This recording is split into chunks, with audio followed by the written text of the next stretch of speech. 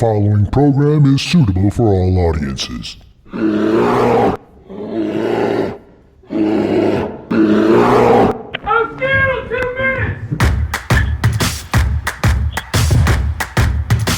Let's let this hard work pay off. Let's cut it loose, ball out, let's put a lot of freaking points up on the board. Let's go. Every day we improve, right? Yep. Reset, job not done. Yes, sir. Play by play, next play mentality. Love you, bro.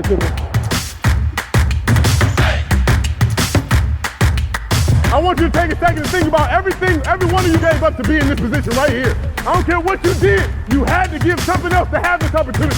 So take advantage of it tonight. Play ball like you love it. Here we go. Come on, boy, let's beat up, man. Get it. Like we talked about earlier this week, it's the opportunity for us to stack this game.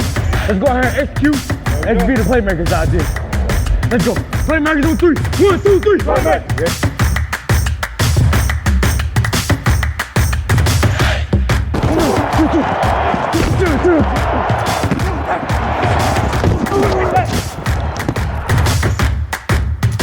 I'm going to challenge you right now for greatness. Yes, sir. You got me? Yes, sir. You take this thing over right now. Yes, sir. All right, here we go. Trubisky throwing left side of the end zone. Catch is made. Touchdown Bears. Attaboy! Attaboy! Great job. Snap. Trubisky throws the slant right. Robinson's in the end zone. Touchdown. A well-executed drive puts the Bears in front. Come on, boy. Stick out. D-Lo, hell of a run, bro.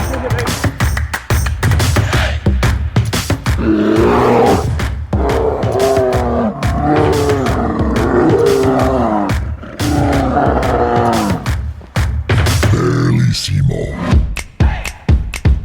Welcome to people around the world listening to the latest new episode of Bearlissimo with George Bayliss. My name is Aldo Gandia. We are coming to you live on Tuesday, February 11th, 2020 on our Mixlr.com channel. That's Mixlr.com. Just search Bears Barroom Radio Network if you want to interact with fellow fans and also ask questions. I am going to let George Bayliss introduce his special guest. What's up there, listeners? It's Bearlissimo of Bears Barroom Radio Network, and I'm very pleased today to bring to you a very special guest live on the show. He's the son of Brad, a 13-year NFL offensive lineman and all-pro at the position, son of Kelly, a very proud mother, brother to Colin, a baseball player catcher who played at Western Kentucky and is now at Indiana, brother to Gentry, a sister who dances for the University of Tennessee, second in the national championships, a family full of talent. Brycen Hopkins has stood out for himself at the Purdue Boilermakers. He only started playing high school football in his junior year. He started off playing basketball at Ensworth, Nashville, Tennessee. Quickly he set himself apart from his peers, earning all-state honours as a senior. After showing his physicality in the game of picket basketball, he was offered a scholarship at Purdue, a 4-year contributor at Purdue, increasing his production every single year, pre-season Mackey Award watch list and semi-finalist for the honour. But he was the winner of the Quallet Clark Tight End of the Year, Big Ten Tight End of the Year, Senior Bowl Standout, Man Amongst Boys, route running, defence blocking, touchdown scoring, future draftee and let's face it, hopefully future legend for the Chicago Bears, Brycen Hopkins. Pleased to meet you, Brycen. Hey, thanks for having me. It's great to meet you. Yeah, we're pleased to have you, Brycen. Thanks for joining us, and I've been looking forward to this. I don't mind sharing with you all week. Bit of a man crush. I'm securing my masculinity as a 46-year-old man. I'm happy enough to accept the fact that watching you play tight end throughout your collegiate history and seeing the improvement year on year, and even going back and looking at some of your huddle tape, I've been nothing but impressed with the way that you've stood out in your own right, and even with one or two things going against the college as a whole in terms of injuries and setbacks like that, you've impressed greatly, certainly with your ability to not only be able to cope with that, but to be able to contribute on offense and pull people along with you and sort of keep people going. You were moved everywhere. When I watch you on tape, it seems like you're moved everywhere, which is definitely going to be a strength when it comes to if the Chicago Bears are lucky enough to draft you. How tough is it as a challenge, knowing that throughout high school and your collegiate game that you were one of the main things that defenses wanted to take away? Going into the game, you just got to think that, they might be game prepping some of the better players or scouting, and, also having Rondale Moore on my team. That took a lot of the attention away from me, which I used to my advantage until he unfortunately got hurt. I'm sure everyone knew about that. But also that was just a big opportunity for me to step up and show my skill set. So going in, you never know how much they're going to game prep for you, but hopefully it's not enough. And you can really go out there and show my athleticism and play well. So. Well, I certainly feel that you did that. And as a Big Ten tight end of the year, having three quarterbacks starting in your senior year must have been difficult. And as a leader on the team, and a player that other players on the team look up to, it must have been a real challenge for you on the field. Can you tell our listeners about sort of what kind of experience that is on a sort of a day-to-day basis whilst you're in college, you're still doing your degree, in meeting rooms, and personally what kind of challenges that was for you on a day-to-day, not only sort of at game day, but also during the week in terms of your contribution to the team? Yeah, this year we actually had about 5 seniors that were actually on the field playing by the end of this year. I think it might have been 4. So with that just means a lot of eyes looking at me, a lot of young people coming into the program and just looking up to me, and me realizing the pressure that is on me and not handling it as pressure, but just kind of taking that pressure and running with it and realizing that I'm in a great position. I have a great opportunity. All eyes are on me, and I can showcase my skill set and what I've learned and how I've improved here at my years at Purdue. And I actually graduated in December, so I'm no longer working on my degree anymore. Congratulations. Thank you. I'm focusing a lot on football, but, just being up there, and also I had a lot of help from even leaders like Marcus Bailey and Elijah Sindelar, who unfortunately weren't able to finish the season. They were still around there in the locker room, just providing that hype and leadership that we needed in order to continue the season and see success. And you could say it might not have gone the way that we wanted to, but I saw a lot of resilience and fight in our young players, and I think they handled the adversity that we put on them and put them in that situation very well. I think they did a great job of just stepping up to the plate, and even though there was a lot of pressure on us seniors to handle that adversity, I think a lot of us were prepared for what was to come. I mean, that certainly seemed to, again, in the year, if people go back and look at the Purdue games this year, you'll see a lot of freshman contributors, and I think that in part is due to them being so well integrated into the team and that sort of brotherhood that you build up when you're within a team, and certainly when you're spending most of your days together as a collegiate team. There's probably even more time spent together than there will be when you're in the NFL. And certainly you've transitioned between being a high school senior to being a collegiate freshman, so I'm not going to ask you too much in terms of how difficult that transition would be. What I would like to address is that there's a bit of a knock on your game from draft analysts, not me, I've got to say. They sort of knock your blocking. Now, I see it as more than that, because I look at it contextually in the fact that, you maybe not asked to do as much blocking at Purdue. You're one of the main receiving threats on the team, certainly in your senior year. But when I do watch you in the game tape, sort of every single play, I do see you being able to position yourself well. You use good feet, your hips are in good positions, your hand usage is pretty good. Sometimes, if I am going to criticise you on one thing, and I promise this is the only thing I will criticise you on, is sometimes a little out of balance. So sometimes a little bit prone to being pulled.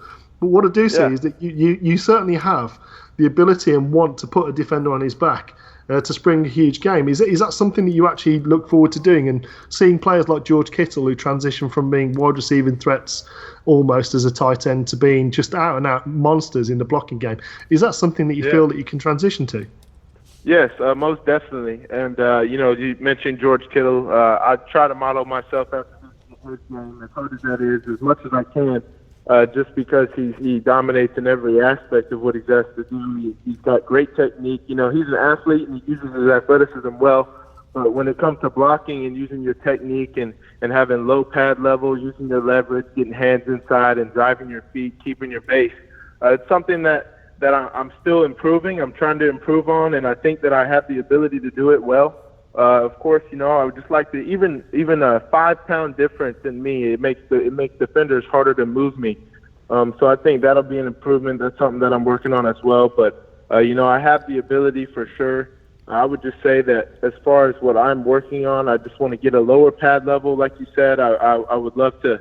And with that leverage comes that balance that you're talking about. So as long as I'm low and I have a good base and people can't pull on me and move me as much, and I'm able to drive my feet and cause them to be off balance, that's how I'm going to get that move off the line of scrimmage that we need. But I wouldn't say that my blocking is necessarily bad. I'm not saying anyone said that.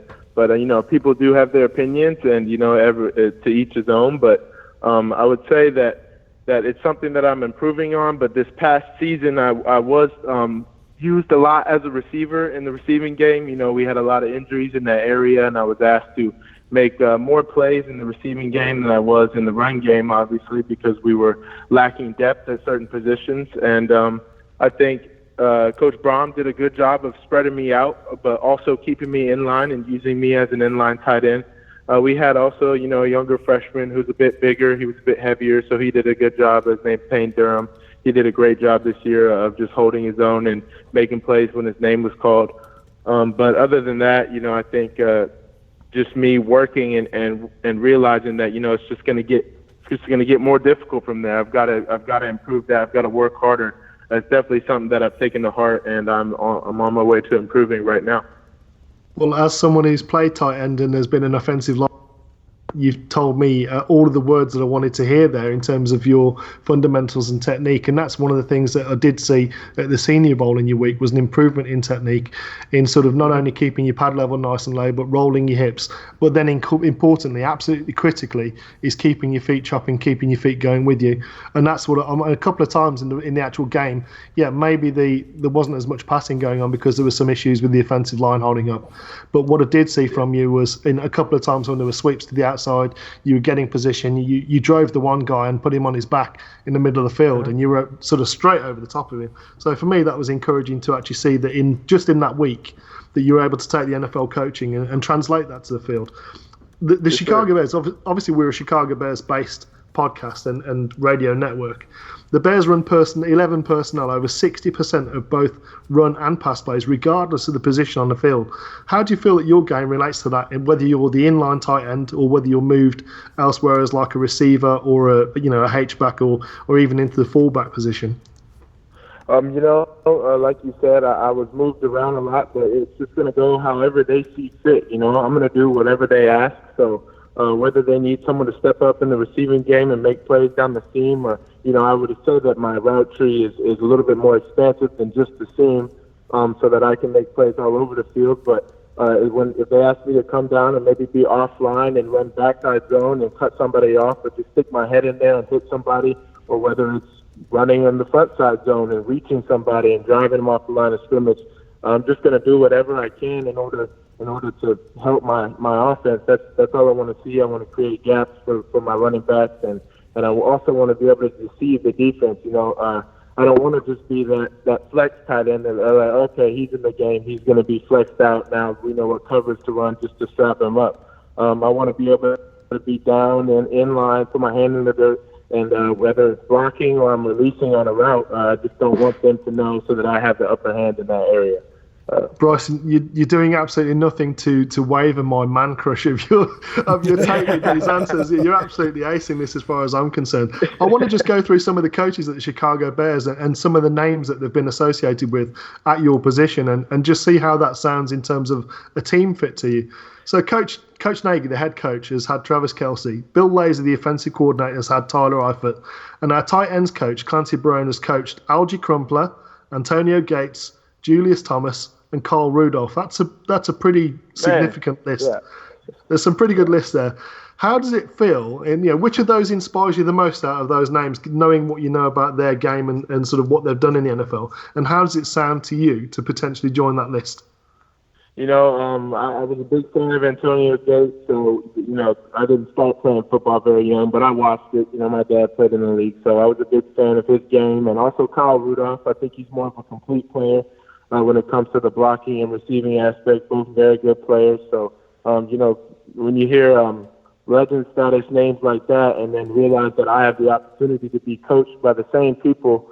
And, you know, I assume that they didn't all come in on that status. You know, they had to work to get to where they were. So I'm more than willing to take that criticism and coaching if it means that I'm just going to become a better player. You know, I would love to see that upside become even more.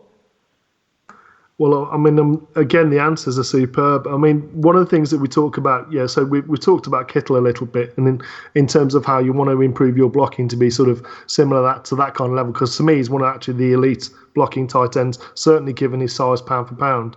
At San Francisco this year, en route to the Super Bowl performance, they had a game where the ball was only thrown 10 times, yet Kittle had a major impact in the game. Is that something that, are you going to be there sort of kind of still chomping at the bit, get me out on a play action, get the ball to me, get the ball in my hands, or are you going to be satisfied? And it sounds to me like, maybe I'm preempting, that you will be willing just to stick your nose in there and put people on their backs and contribute to the team that way. What will you do if you're asked to block all game? Yeah, exactly. That's part of the position. You know, tight end, it's not a one job thing. You have to do everything everywhere at any time. So just being a tight end, you have to realize that there are going to be teams that it's going to be much easier to run the ball on them than it is to throw the ball. You know, I would certainly hope that an offense would realize my skill set and maybe design plays that I could get open on or create separation on these linebackers and safeties, and just help make plays down the seams. You know, if I can get to this spot and have a 25-yard pass real quick, it's going to get us down the field maybe a little bit quicker than on these repeated zone plays or power runs. But I would just say that I realize the position that I'm in, and if I'm not going to get a single reception in a game, which I have in the past, I've just been blocking the whole time, just trying to help my team out. I'm definitely going to do that. You know, it's part of the game. It's football. You can't be selfish in that area. You are a team. I'm not looking to pad my stats. I'm just looking to win. You know, at the end of the day, that's where the satisfaction comes from. Well, I've got some great news for you, Brycen. If you are drafted by the Bears, is Coach Nagy in one of the games this year only had 8 run attempts in the entire game. So more than likely, you're actually going to be running 50 routes. So I hope your conditioning is good and you're able to run those. Because just while you're on, what I would like to do, and I'd like to have your evaluation and my evaluation of you, is when I see your tape, some of the things that I like is when you're in the Y, I see very little wasted footwork from the line. You get a good get off when you're in line. When you're in the slot, you're sudden enough and you have enough route running savvy to give kind of 2 looks depending upon the cornerback's leverage on you or the safety's leverage on you before you actually declare it your stem, which I like because you're actually setting guys up to fail. The only time I actually saw at the Senior Bowl that you had 1 rep where it wasn't kind of what was you. It was one of the Michigan linebackers, and you were running a sort of a 5-yard out, just a quick stem, and he stayed on the inside. He had inside leverage, and he kind of bracketed you. Now, given the fact that in the NFL that's going to be called a hold, he got away with that rep. He got away with that rep for me. But that's kind of my evaluation of you. Is I particularly like that at your stem, again, no wasted footwork. You're in and out of your breaks very, very quickly. You set those breaks up really well, depending upon the leverage that you're seeing, and you clearly understand the coverages in zones. It's something that kind of comes across to me is that maybe you're a bit of a tape rat. You like being in there, sort of watching the tape, seeing what particular defenders do in certain situations, how they like to run coverages. Is that something that is also important to you, being sort of a tape study? Yes, most definitely. That's majority of the game right there is preparation, going into the game, knowing what you're going to get. And, you know, you can't know what you're going to get, but when you have a pretty good idea of how this player is going to try and defend you, you have the advantage. And, of course, you got to remember that or actually for me, hopefully not, but, you know, good players, they're going to be in the film room as well studying you. So you have to prepare for that and know what type of leverage they like to play or how their footwork is, whether they like to press or get their hands on you or play off. So it just depends on what you see on film, but that is definitely a huge part of the game. And going into the game, knowing what someone is going to do and how they're going to play you just gives you a whole bunch of confidence. And a big part of my game is confidence. If I'm confident in myself and the way that I'm playing, you know, I don't think anyone can stop me, and it's just a mentality that I have, and I think it's important. But definitely, film study is majority of preparation in the game. You know, as long as you know what you can do and you're not worried about what the defender is going to do because you're not uncertain and you have a pretty good idea, it just gives you the advantage. That's great. I've just got a couple more questions and then we'll hand it over to the chat room, see if there's some questions from those guys in there. How is your training going? What kind of numbers do you expect to put up in like the 40, the 3-cone, the short shuttle, the broad and the vert? I don't want to give away too much, but I will say that my numbers are looking pretty good right now. We've been doing some comparisons as far as the last 4 years for the tight ends, and in majority of the drills, I'm in the top 3, top 2 area of performers. So, I will say in my 40s, I'm looking to run that mid 4.6s, low 4.6s range, and I think that would be pretty good. If I could get even better, and surprise people, then I think that would up my draft stock very much and help me out. But, 40s weighed in pretty heavily at the combine, but all those other drills also come into play and show what type of an athlete you are and how well you prepared for the event. And also, the training that comes in. I'm down here at Boost Performance in Nashville. Jordan Llewellyn is doing a great job of getting me ready. And I just feel confident in myself and my numbers. And I've still got a couple weeks to go, a little less than a couple weeks, and I'm going to get as much work in as I can there. But, I'm confident in my 40. I'm confident in my 3-cone, confident in my shuttle, the broad jump, my vertical. A lot of people, I did see on Twitter that someone said I was going to jump a 40-inch vertical. And, I would be, I did just recently jump a 37.5. Maybe I could get that 40. But if I did, I would be very proud of myself. So, I don't want to give everyone too high hopes. But, I think if I could get that 39 or 38 area, that'd still be sufficient. So my numbers are looking good, and I'm confident in myself. Well, that's still about 3 feet higher than Aldo can jump, Brycen. So no matter how you do, I think you're going to be doing okay. What I would like to say to you is that in all of these drills that you're going to be doing at the combine, I'm sure that everyone that's been listening into this interview so far is going to be screaming and cheering at the TV for you to do the absolute best you can. So no matter what happens, no matter how the cards lie, know that the barroom is behind you. And when the barroom gets behind people, what we also like to do is get behind any particular causes that the player might be interested in, so that the social work that they do in the community, that we help them to help the community. So is there anything that that you would like to get involved in potentially, or is it going to be a case that you're going to arrive at the city that you arrive at and then you're going to take a look at where maybe you can contribute best? Please tell us a little bit about that if you can. Yeah, of course. A big thing that I've been involved in the past is just youth education. And, it's not the biggest area or of the most importance, but I truly do at heart believe that the youth education is our future. And I can just remember when I was back in school and would have people visit, and the way that I would just look at them as they walked through the hallways was incredible. And, yeah, it just inspired me to be someone. And not necessarily a football player, it just inspired me to grow up and actually make it and have success and come back to and be that person, that kids look up to. And, I've had plenty of opportunity. Actually, at the bowl game, we went down and did some community service at one of the elementary schools, and just walking through the hallways and giving all those kids high fives and just laughing and screaming and yelling your name and all that. It just brings tremendous joy, and as much as I can do to help in that system, in that area, I will. And, it's a huge job for the teachers, and any way that I can help and just be there.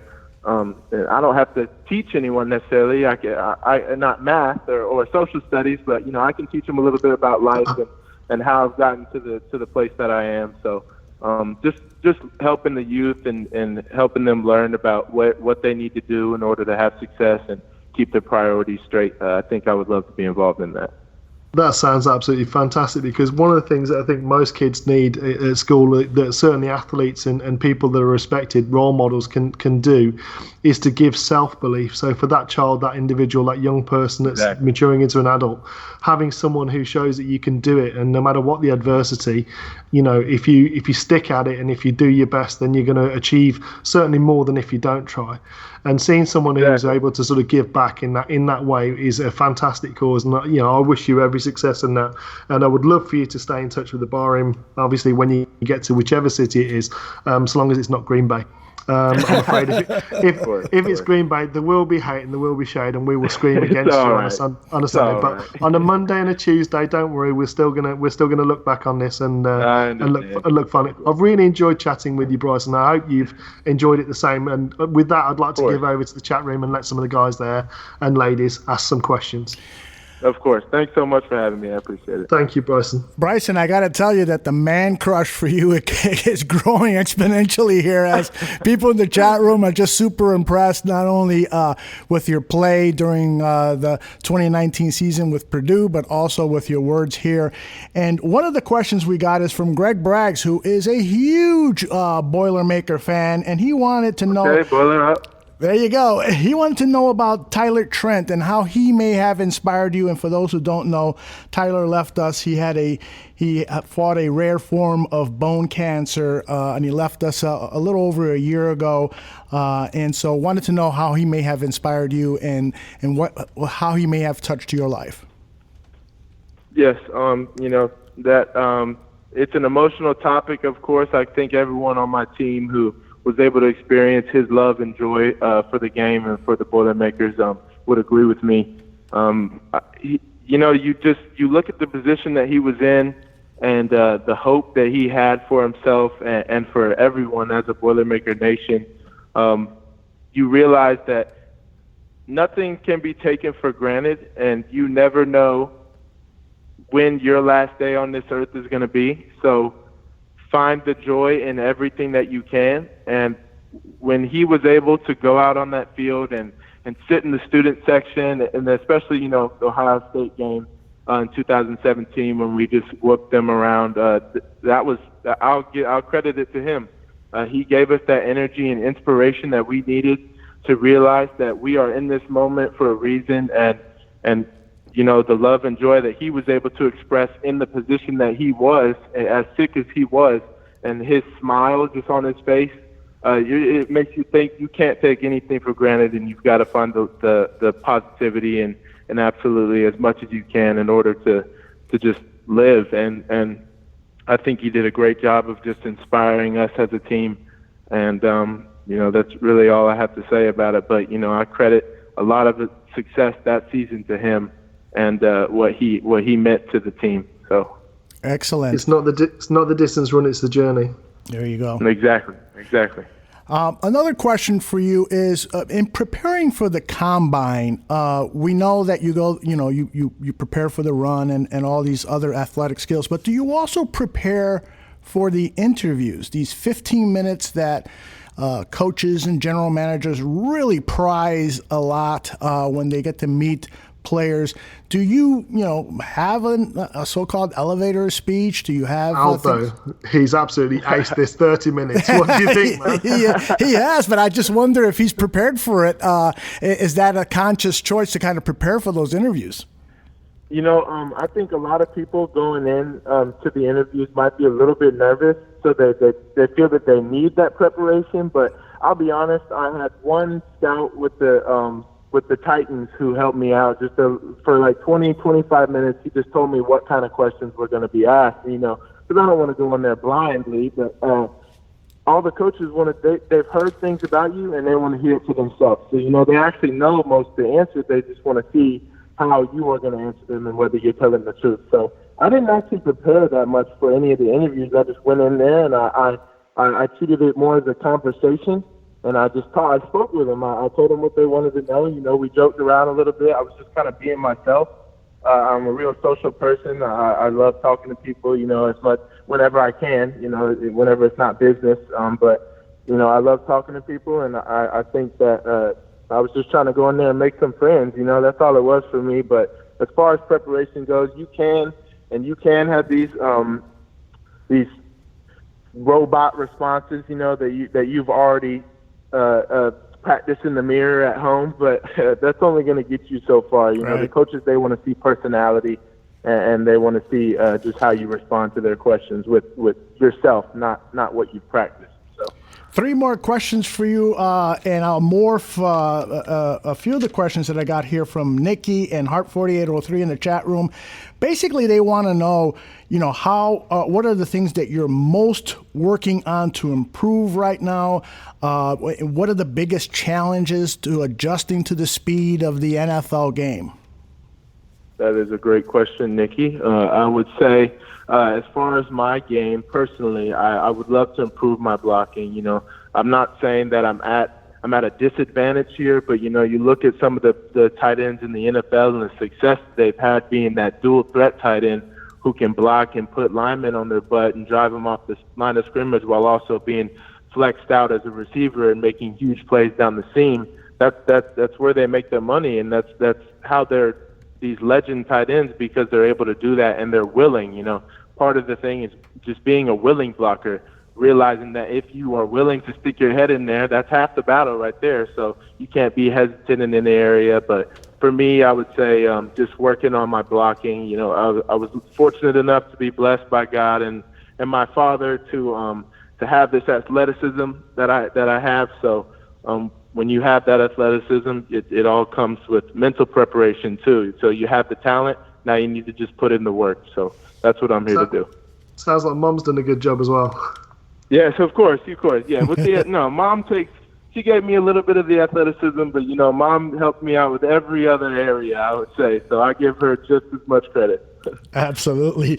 All right. Another question for you regarding the Senior Bowl, and actually, you got you spoke with our Bears Barroom draft analyst down there, Danny Shimon, who has you ranked as the #1 tight end coming out in this class, and I like to hear. He and I both want to know, what #1 thing you perhaps learned down at the Senior Bowl, perhaps something that you were taught by a coach or a fellow player or something that you walked away with and said, man, I didn't know that, or man, I can incorporate this better into my game. Anything like that at the Senior Bowl that you walked away with feeling good that you can incorporate?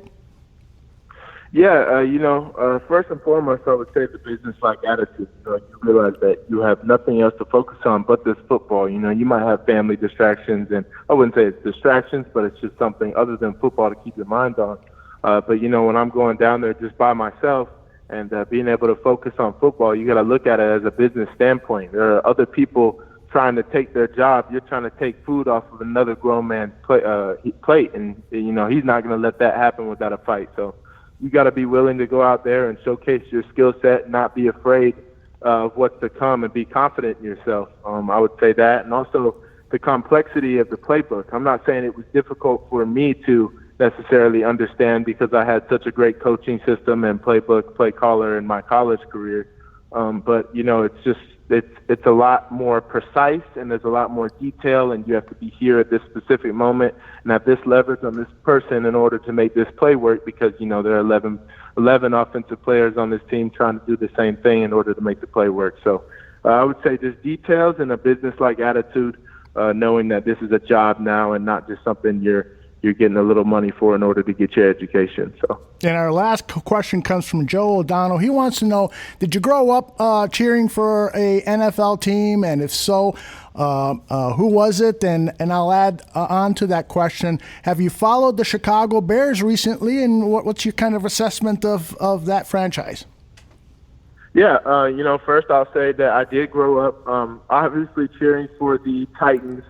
That's when I actually started cheering. Of course, I would say I cheered for the Oilers, but I was about 3 or 4 when that franchise became the Titans. So my dad actually played left tackle like you said in the preview, for the Tennessee Titans and the Houston Oilers for 13 years. So still to this day, I'm a Titans fan, of course, by default. But it's not a bad thing. And I actually have been a Chicago Bears fan and kept up with their game because me being kind of close to Purdue and in that region, it's very popular up there.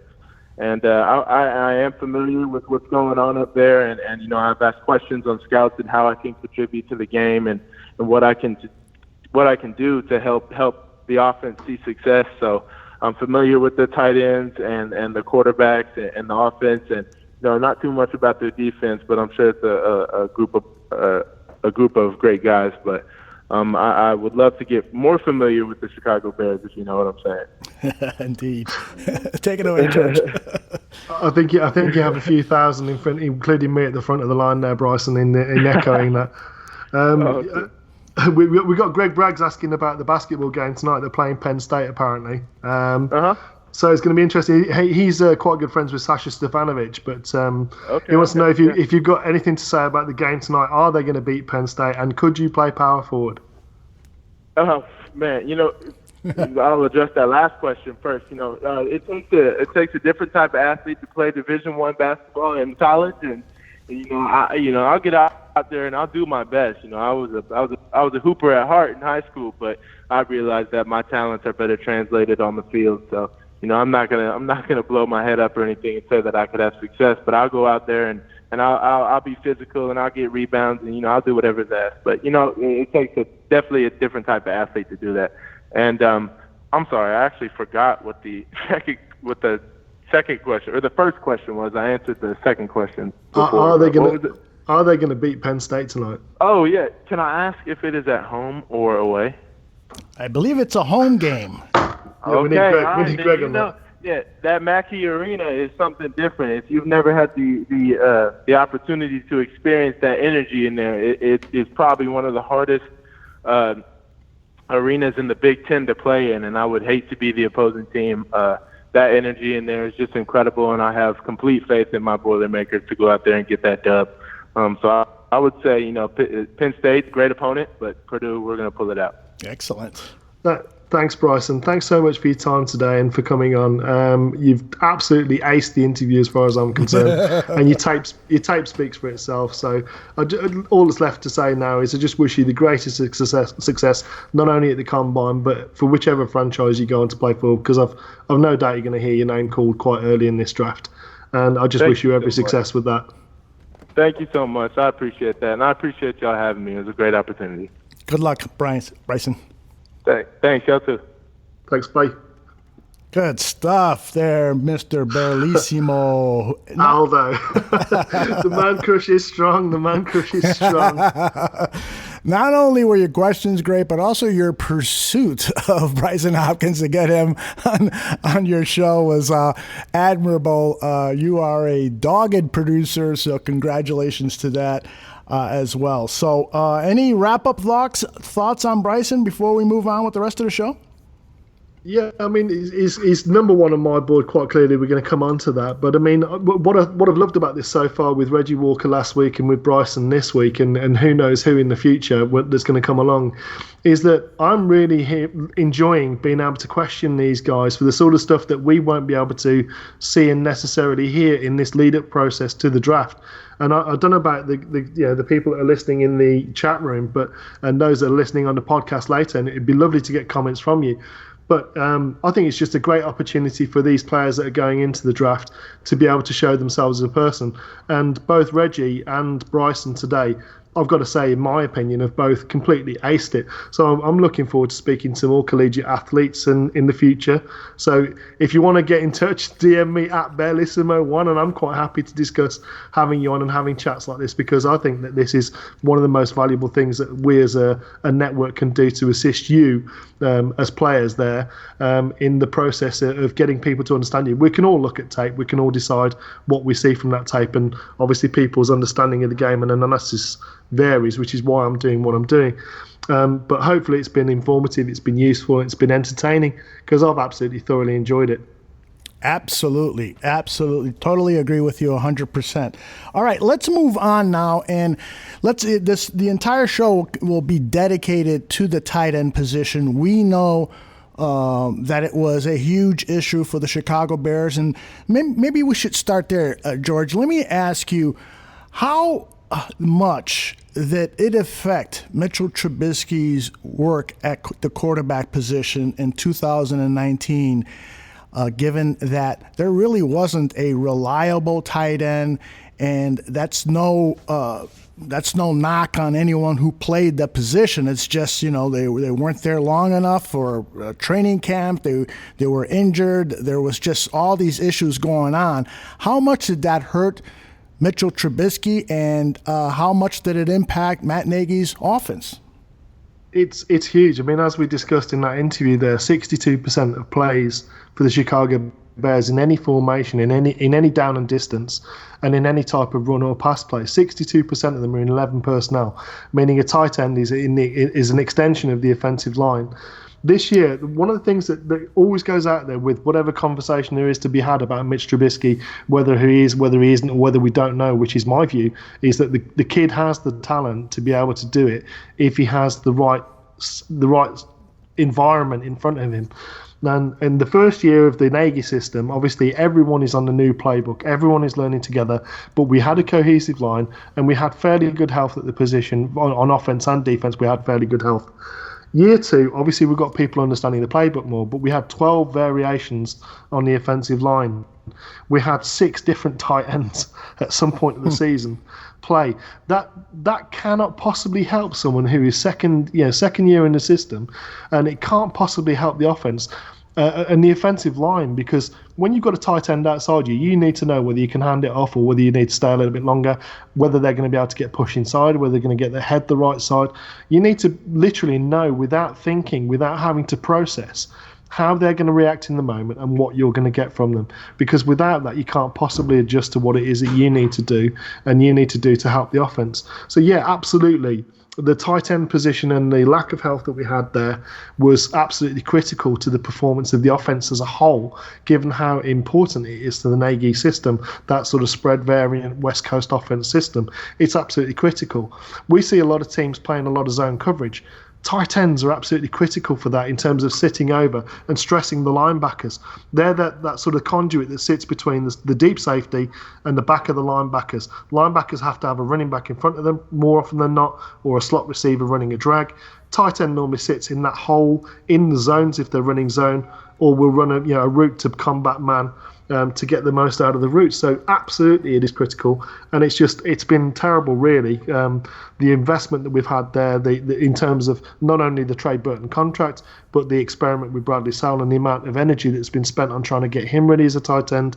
And the guys who really have been the best performers for the Bears at tight end have all been undrafted free agent guys that we've picked up from one team or another. So yeah, it is absolutely critical to the Bears offense, and we haven't had the best of it. And I think this year hopefully we get some solidity and some health at the position and on the offensive line as a whole, because then we truly can evaluate Mitch Trubisky. Sorry, that was a bit of a long-winded answer. Well, and a very incisive one, I might add. Let's take a look at the current situation at the position. Who is on the roster? J.P. Holtz is on as he's a free agent, actually, but the Bears have exclusive rights on him. Bradley Sowell now is a free agent, and it's in all likelihood we can say that he probably will not. Yeah, he's gone. Trey Burton is under contract. Ben Braunecker, Jesper Horsted, Dax Raymond, and they recently signed a 6'7" guy named Darian Clark, who is transitioning from basketball to football. I look at these guys and I see potential. Clearly we know what Trey Burton is capable of doing. Unfortunately, he's been so injury prone, so it's a reliability question with him. But I also look at some of these guys. Do you think that anyone like a Jesper Horsted or a Dax Raymond can make that jump to the next level of playing, that he can become a more reliable player for the Chicago Bears? So Jesper Horsted, in terms of what we've got at position, J.P. Holtz for me is as much a move tight end stroke fullback as he is a tight end. He's not really an inline tight end, and obviously when they kept running him on that motion across the formation as a wham block, that didn't work very well for us. Trey Burton, when fit and healthy, is a great receiving tight end, a real threat to go deep and to stress the defense that way. Ben Braunecker, more of a special teamer, but he's shown the ability to, and enough athletic ability to be able to get deep, but he's not really sort of a wow at the position. Mm-hmm. Jesper Horsted was a wide receiver, converted to tight end, so he's still very new at the position, and so is Darian Clark going to be, but both offer very good athleticism at the position. And Jesper Horsted showed a little bit of chops in terms of blocking last year. Mm-hmm. So it's going to be interesting to see how both of those guys are able to sort of translate from the sports they've been playing and the positions they've been playing and sort of get that blocking down in terms of, you know, the body position, the strength that you need, the amount of knocks that you take with your hands, yet you're still expected to catch the ball, those sort of side of things. Dax Raymond, I was a little bit disappointed with him last year. I wonder whether, because he's an older player coming out of college, whether he might be maxed out at where he is and be sort of a practice squad kind of guy. I would love for him to prove us wrong, but at the moment, from what I've seen from last year, I'm beginning to wonder whether he's sort of maxed out his athletic abilities and talents, and whether he's going to actually be able to be a full-time NFL player, because at the moment that's not looking like a likelihood for me. So in terms of the guys that we've got, the ones that I realistically see coming back is Holtz as that full-back stroke move tight end, Trey Burton a move tight end, Breunicke special teamer and tight end. So there is an opportunity for someone there to push Trey Burton as a starter, whether that be through free agency or the draft, or potentially, as I feel, there will be some competition. Both, I think there will be potentially at least one free agent that might be a higher end free agent that might come in at the position. But I also believe they're going to look at that in the draft, because I think there are some good ones, and it's a fairly deep class that we'll come on to. Yeah, and I'm not ready to give up on Dax Raymond. I saw him at last year's Senior Bowl, and he had an excellent week of practice. Got to talk to him, a really bright guy. Spent 2 years in Russia on a Mormon missionary, and so I think that, you know, slowed down his development, and is why also he comes into the league at mid-20s, I should say. And so I'm not totally ready to give up on him. I just think the adjustment to the NFL was a little trickier for him. He did not have a good camp, but clearly the Bears saw something in him at Bourbonnais to put him on the practice squad. So we'll hopefully see a big leap on him, and I'm absolutely certain that Jesper Horsted is going to progress. How much he's going to progress, as Hart 4803 says in the chat room, we don't have a reliable tight end, and maybe Horsted is not going to be that reliable tight end, but he certainly does have the capabilities of potentially being there. Let's put it that way. All right, Aldo, you haven't even picked me up that I haven't mentioned Adam Shaheen, and that to me shows how much of a miss he is. That's right, he's still on the contract. Because yeah, I mean, he's still on contract, but I mean, he's very much on the bubble for me. I was doing that as a little bit of a test. I'm sorry for giving you a bit of a jab there, Aldo, but I was doing that as a little bit of a test because he was so forgettable, and that was the thing for me. I'm sorry to jab you live on air there. No, but, please do.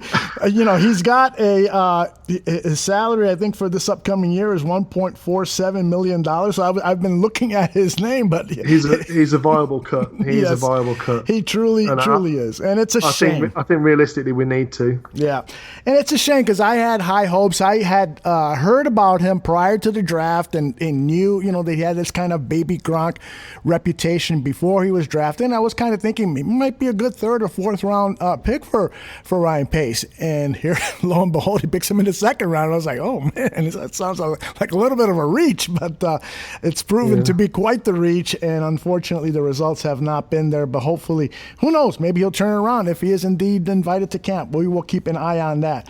Now, I wanted to ask you if you could provide for us your collegiate rankings of the top tight ends coming out. So let's say if Brycen Hopkins is gone in the first round, and you know, if he has a great combine, he could definitely be a first round draft pick. So who after that do you have on your list of tight ends to look at? Give us your countdown here.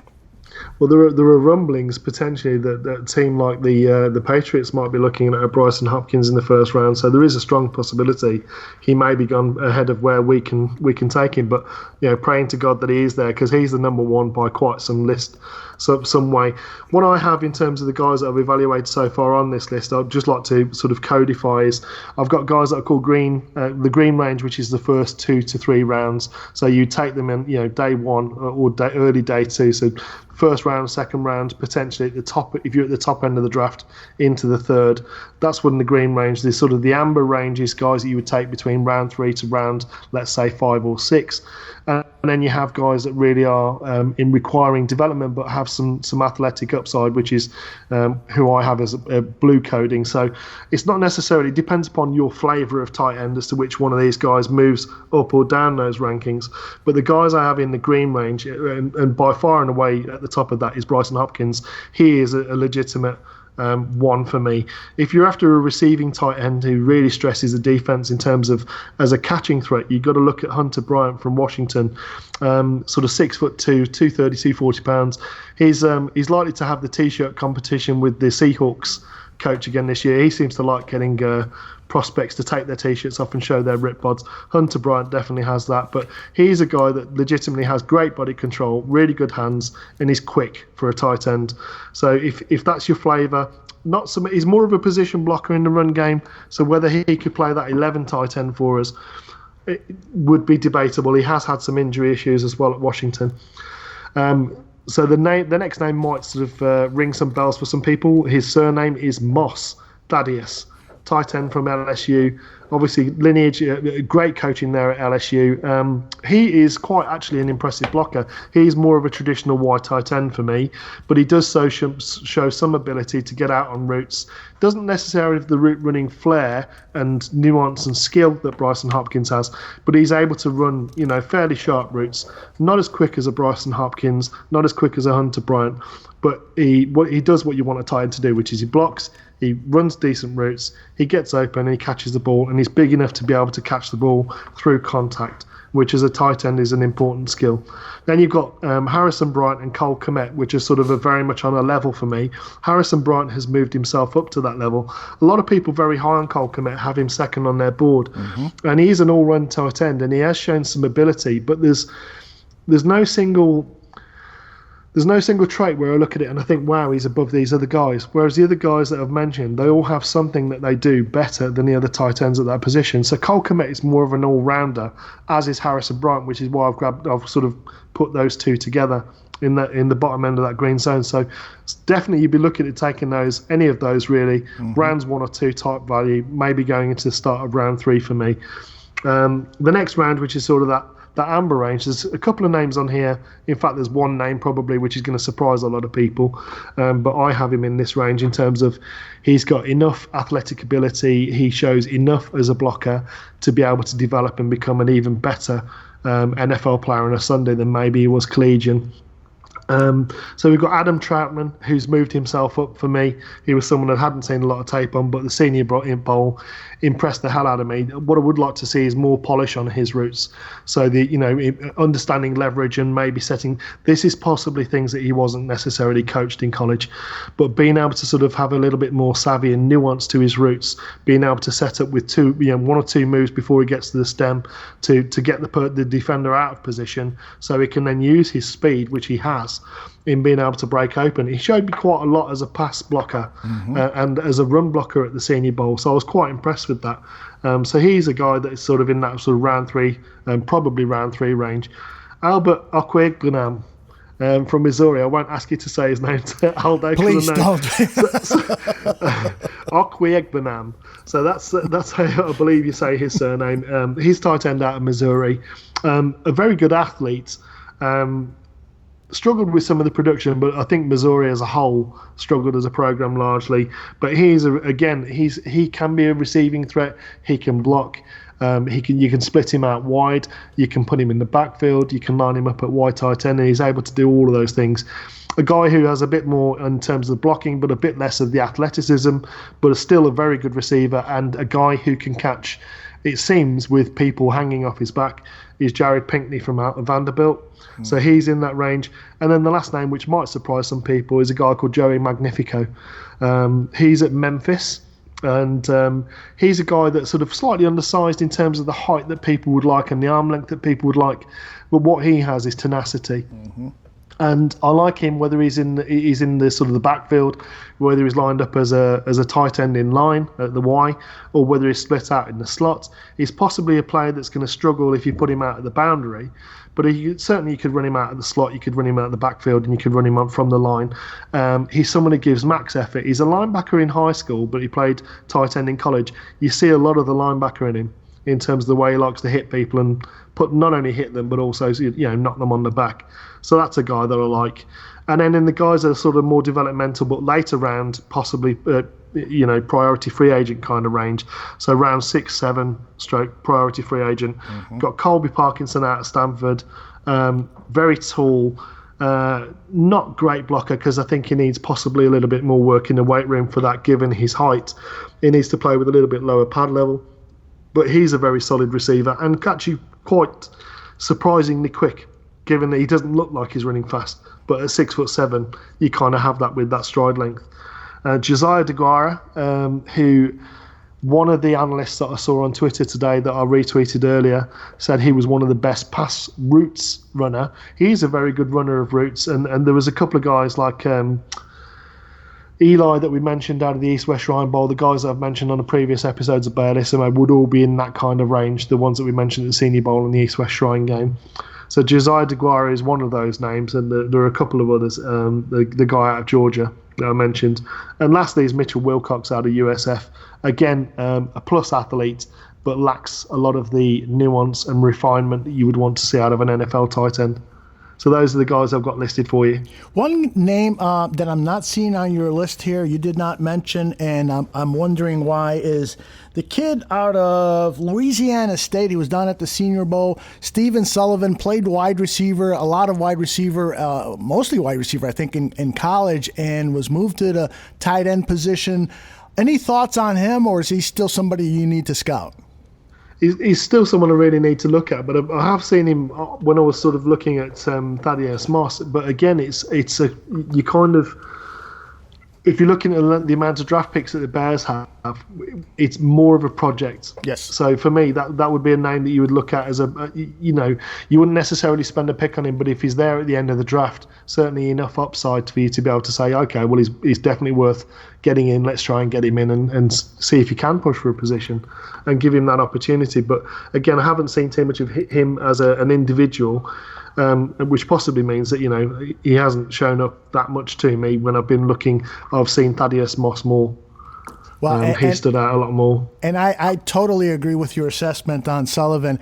And when we were down at the Senior Bowl, we asked him, what is it that you need to work on? He was forthright and said, definitely blocking. That's something I haven't done from that tight end position. It's something I'm learning to do. So he is certainly a developmental player, but he's got some physical assets to him that could make him a very intriguing late round or undrafted free agent selection for the Bears. All right, in the last few minutes that we have here, George, I'd love for you to go over your list of free agent tight ends, because that's an avenue that the Bears can address this need at tight end. If they've got their eyes on some other players in the draft and want to instead address the need at tight end via free agency, who do you think they should target high, middle, low?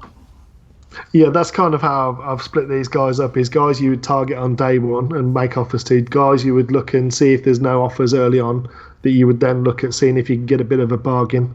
And then there's guys that you would say, okay, they've shown enough in the NFL to have some upside, but they're not going to be guys that are the priority in terms of cap space and what we're looking at. So in that top echelon, and probably number one on the list, he is number one on the list, is Austin Hooper, the tight end out of the Falcons, scored a monstrously long touchdown against the Bears. And he's a guy that is able to show a lot in terms of blocking and as a receiving threat as well. Again, sophisticated route runner for the position. Hunter Henry, there is some concern over the historic injuries, although last year was probably his best in terms of staying healthy and staying on the field. So hopefully whatever it was that ailed him earlier on in his career, he now has sorted down pat and is managing. And he stays on the field going into the future. But there is, some risk associated with the past history issues. And then Eric Ebron, who no one else seems to like, but obviously he's got the familiarity with Mitch Trubisky coming from the same program, shows a lot as a receiving tight end, has some ability to pass and run block. Isn't necessarily known for that though, necessarily, but is a guy that is going to give you a lot more than we have had at the position in terms of as a receiving threat downfield. Again, subject to how that fits in with the locker room and what the coaches make of him. I don't know too much about him, but he seems all right whenever I've encountered any interviews that he's been involved in. And then in the middle zone, you're looking at people like Tyler Eifert. Again, the question marks over injuries, but the familiarity with Bill Lazor. Charles Clay out of Arizona, a little bit older, but last year he averaged, I think it was 13 point something yards per catch, so still shows the ability to get downfield, and he's a solid blocker. And you've got Blake Bell, obviously Super Bowl champion with the Chiefs, who showed some ability in sort of spot service and being on the field with Travis Kelce. Guys that show a little bit of upside, lesser names. Logan Thomas, who was a quarterback, he was at Detroit last year. He was a guy that went unsigned through most of free agency, and I think that's probably going to be the case this year as well. It'd be a guy that you would pick up to fill out the roster and give him an opportunity to compete. But the fact that he's a quarterback and he has a really good arm gives a little bit of upside for the Bears if they want to bring him in and let Nagy do Nagy stuff and scheme stuff for him to be able to do. I mean, if Trey Burton doesn't want to throw those passes, I'm sure Logan Thomas would. There you go. Clive Wolford, tight end out of Miami, again. More of a downfield threat than he is an inline blocker, but shows some ability in terms of inline blocking. He's pretty good against zone concepts, zone coverages. So that's a guy that I'd like to sort of test the tyres on. And depending upon who we get as backup quarterback, if it's Mariota, you've got to look at obviously former Bear Michael Pruitt, who was discarded from the Bears, but he showed some ability at the Titans, particularly early on in the year when he was working with the Mariota, and the familiarity obviously would help, and it would be someone that we could get in potentially again to fill out the room really more than anything else. Not really an upside guy, but a solid tight end. Indeed. And Greg Olsen recently said that he has not been contacted by the Chicago Bears, so there appears to be no interest in bringing back the former Chicago Bear. But your thoughts on Olsen? Would he potentially be somebody you'd have interest if you were the general manager? Absolutely. I mean, if you're looking at sort of, we're looking at Trey Burton potentially as one more year guaranteed with the Bears in terms of his cap number, but going forward, who knows? But in terms of we don't have a lot of veteran presence at tight end, do we? And we don't have a lot of experience other than Trey Burton. And Trey Burton's someone who has suffered with anxiety and sort of mental issues to a degree. I do temper that. But maybe if there's a veteran presence in the room, some of that responsibility is taken away from him and it makes Trey Burton better.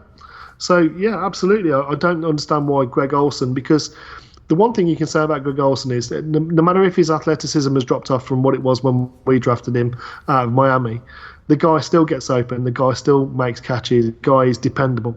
Down after down after down. So long as he is on the field, and that is the crux of the issue, is can he stay on the field with those repeated foot injuries that he's had. But when he's on the field, you've got to say that he would be excellent in terms of what he would bring in terms of settling down the other tight ends and bringing that vet presence. I can only see plus sides. I mean, if you're not going to depend on him to be there every single down, which means he's a lower priority free agent, then absolutely you'd be mad not to bring him in and at least sort of, because he seems to want to come back. I mean, he said he would love to be able to end his career as a Bear, but if he's doing that for leverage for his contract, then I don't see the value for the Bears in that. I mean, if he does genuinely want to come back and finish his career with the Bears, and he's willing to come back around, a lesser salary, given something performance related if he stays on the field, I would absolutely be down for that, because I think it would help Trey Burton and the other tight ends in the room. I agree with Harp's assessment in the chat room. He says, actually, there's not too much to pick from the free agent market.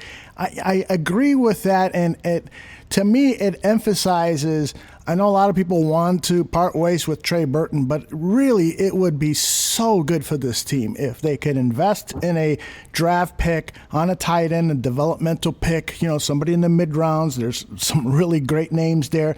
And then have Trey Burton, rely on Trey Burton to give us that 2018 season again, except show up for the playoff game. But give us that 60-catch, 800 yards performance that he did in his first season with the Chicago Bears. You think that there's any likelihood that Trey Burton could do that? And then we'll pull the plug on this great episode of Bearlissimo. I think absolutely Trey Burton has. There's nothing diminished about him in terms of his skill sets and his ability. You kind of wonder whether some of his mental issues were perhaps centered around his injury, or which came first, the chicken or the egg. Yeah. So if he's healthy this year, and that means he's able to feel more rested and confident in his body and less anxious, then potentially, there's no reason why he can't get back to that kind of level, and potentially even better than that. If we improve the room as a whole, that's only going to make things better for Trey Burton. The more weapons you have to be able to put on the field, the more gassed the defence is going to be, the more difficult it is to scheme for one player. As we mentioned with Brycen Hopkins in his interview, if you're the only guy on the team, teams like with Khalil Mack, I didn't ask him that question. What are you going to do if you have to block Khalil Mack, other than panic? But at the end of the day, it's with Trey Burton, it's a case of if he's fit and well and happy and he's well regulated and he seems like he's okay and he's ready to go, then absolutely there's no reason why he can't get back to where he was. He's still the same tight end at the end of the day. He's still as fast. He's still as able to do the blocking that he can do, which is more sort of functional than it is impactful. But absolutely certainly as a receiving threat and his ability to get open downfield, middle of the field kind of guy, it only sort of helps Mitch in terms of him having a solid go-to guy down the field. We need him to perform this way at the end of the day, Aldo, and I think that's the key. So the sand timer is definitely turned up the last time for Trey Burton in his contract with the Bears, I feel, at this point, and it really is time for him to man up and bear down. George Bayliss, a.k.a. Bearlissimo, another 3-sack, 5 tackles for a loss performance out of you. Excellent job. Your guest was excellent. This is one of my favorite Bears Barroom Radio Network shows of all time. It truly is. I will, as always, let you say goodbye. And again, great job, brother.